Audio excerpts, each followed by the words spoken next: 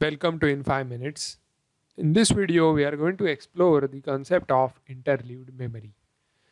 We know that in a particular memory cycle, we can access only one location inside a main memory.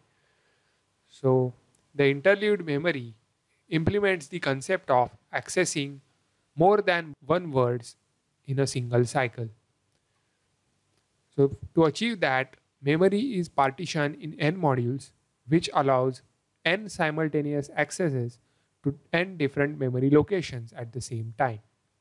And in this interleaved memory of where the partitioning is done in n different modules, the addressing plays a vital role in parallel access of the memory locations. So let's look at the addressing of the interleaved memory. So these are the 4 different modules present, which we can access parallelly. Now, the addressing is done by the leftmost bits are going to decide the module from which we are going to access the data, and the leftmost bit decide the word in a particular individual module. So, in this addressing mode, the locations are addressed as shown here. So, in this addressing format, the consecutive memory locations are present in the same module. But we have seen in the principles of cache memory that the special locality of reference dictates that often the consecutive locations are addressed one after the other. So this type of addressing does not support the parallel access to the consecutive memory locations. That is why we need to do it differently. The consecutive addresses must be distributed among the modules. So modules 1, module 2, module 3 and module 4 should have the consecutive addresses placed. To achieve this, the locations can be numbered as shown here. So now we have 0, 1, 2, 3, these 4 consecutive locations distributed in 4 modules. Now here the address format changes drastically. The first bits, the leftmost bits, are going to have address which gives access to a particular word inside a module, whereas the rightmost bits are going to decide the module number from which the data is accessed. Let's take an example. 1001.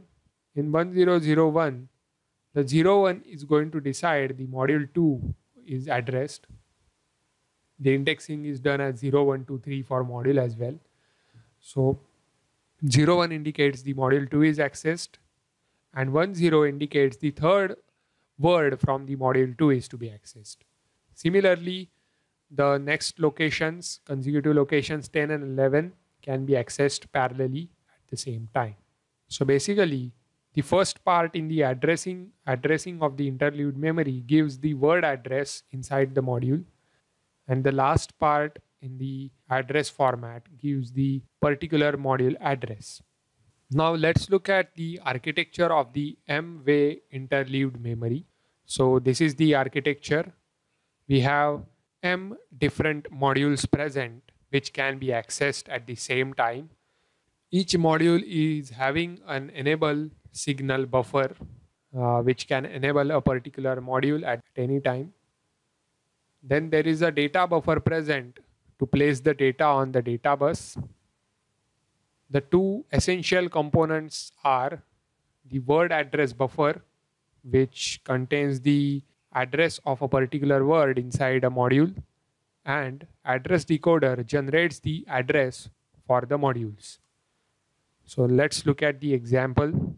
So in the address format we saw before, the module field is given to the address decoder. The address decoder generates the control signals to individual modules.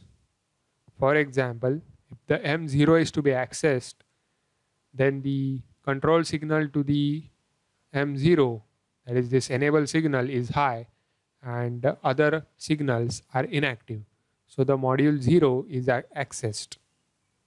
After a particular module is accessed, we want to access a word from the module.